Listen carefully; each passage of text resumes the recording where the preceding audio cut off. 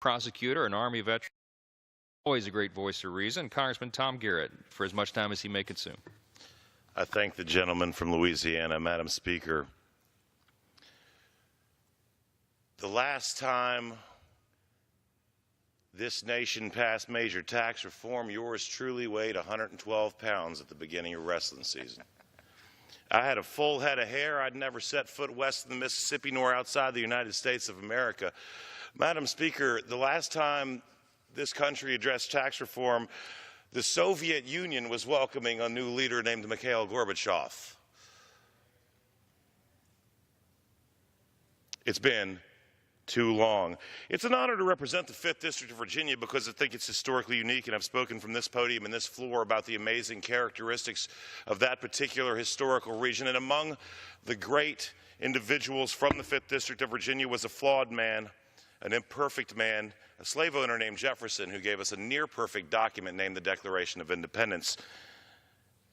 And so while not perfect, Jefferson had perfect insight, and perhaps you could argue he was prescient when it's said that he said, "I predict a future of happiness for Americans if they can prevent their government from wasting the labors of the people under the pretense of taking care of them."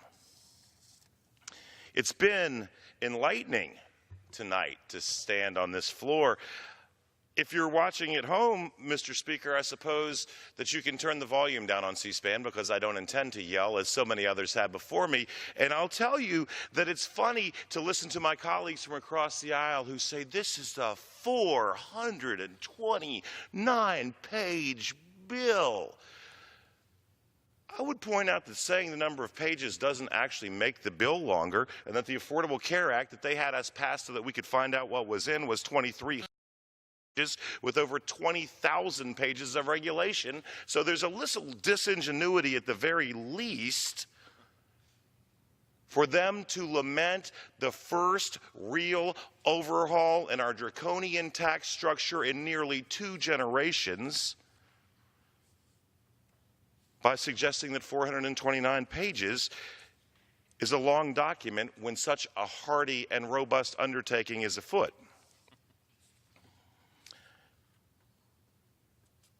Mr. Speaker, I would submit that the government needs the people and not the other way around. That is what makes us the United States of America. It's a clever ploy to attack the rich and the job creators, but let me point out the fact that 97.3% of taxes are paid by the top 50% of wage earners. And so therefore, when you attempt to cut taxes for working class people, someone who is in the 51st percentile will indeed receive a tax cut, but they are by no means rich. It's a clever ploy to attack corporations because corporations don't have faces, but people do. And who do corporations provide jobs for? People. President Obama,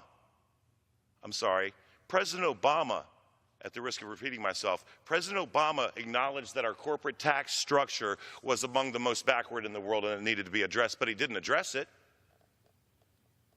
President Obama acknowledged that the Affordable Care Act had, quote, real problems, but no one on the other side of the aisle will address them. So too did President Clinton. That's 2 presidents from the other side of the aisle in a row, but no one will address them. Instead, we will create fear and demagoguery and attack faceless corporations.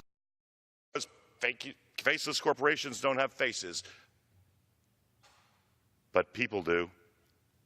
We need to stop destroying jobs and opportunity and prosperity through the demagoguery of class warfare, attacking corporations without acknowledging that the very people who benefit from their existence are the people who have the opportunity to send their children to college, to make memories on a vacation, to pursue and achieve dreams, to marry the love of their life with the very incomes achieved by these corporations. Now let's talk a little bit about corporations, because I know something about corporations, and we know something about corporations in Virginia's 5th District. Dan River Mills stood in Danville, Virginia, A company started in 1881, it closed its doors in 2006. In 2008, the smokestacks from Dan River Mills that had been a symbol not only of the skyline of that once thriving town, but also an identifying factor in the landscape of the city, were torn down as jobs went away. Another corporation, Burlington Industries, Klopman Mills in Pittsylvania County, Hurt, Virginia, prospered from 1940 through 2007. When they left, over 1,000 jobs went with them as well. And the real estate for the property that once employed generation after generation, sending innumerable children to college and fulfilling the humble dreams of working class Virginians, sold for a paltry $750,000. Vaughn Bassett Furniture. And I would commend to anyone watching at home the book Factory Man by Beth Macy, which chronicles John Bassett III's struggle to keep 700 furniture jobs in this country, in my district. That changed people's lives and gave them jobs. Lane Manufacturing. For generations, it was a tradition, in my part of the world at least, that a young woman prior to being married might receive a Lane cedar chest, a hope chest. In fact, no less an iconoclast than Shirley Temple was used to peddle Lane cedar chests as something that would be an aspirational goal for a young working class woman as she set forth on pursuing the dreams of her life. From 1902 until just about 15, 20 years ago, hundreds and hundreds of jobs in Alta Vista, Campbell County, Virginia. And they left. Broy Hill. So many companies, some still around, all shadows of their former selves, as corporate money and jobs went offshore. And why? Because we have incentivized the departure of the very means by which our families have prospered, and done so in order to vilify an entity incapable of defending itself, whilst neglecting to understand that the beneficiaries of the opportunity created thereby were their very neighbors and those who, in their demagoguery, they said they worked to protect. Last year in Danville, Virginia, the Goodyear Tire Company, who's still there, God bless them, had a cookout for the employees of Goodyear Tire and the family members thereof and anybody who'd ever worked for Goodyear Tire. And they thought maybe there'd be 800 or 1,000 people who attended this cookout.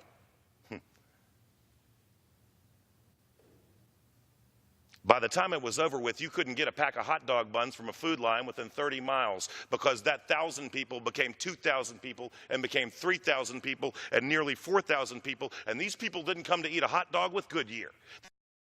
Hot dog with their family and their friends and their community. And I stood last week at Piedmont Precision Machining in Danville, Pennsylvania. I looked at $1.6 million worth of new equipment that allowed this American small business to continue to compete with competitors abroad. And the rich man who owned the company said, "Tom, I'm going to have to take a loan to pay my taxes. But if you pass this bill, we'll make some money, I'll get more equipment, and we're going to hire some more people." So understand that people don't come to eat hot dogs with Goodyear Corporation. They come to eat hot dogs with their family members and their community and people who have seen generation after generation receive opportunity by virtue of their hard work and opportunity provided by the very entities vilified by our opponents, without acknowledging the beneficiaries of the opportunity they provide are the very ones they purport to protect. So Piedmont Precision Machining toils on. We work to attract more employers in Danville and Pennsylvania and Henry County and Martinsville area. Maybe Kyocera is going to come. We hope so. We think that we get those jobs. We think that we might be able to move manufacturing jobs in high tech to Southside Virginia from Northern Virginia and California. But what I'm hearing from the job creators is they want to see this thing get done. And when those jobs come from California and Northern Virginia and China and India to Campbell County and Bedford and Lunenburg and Mecklenburg, It will be because we acted in a brave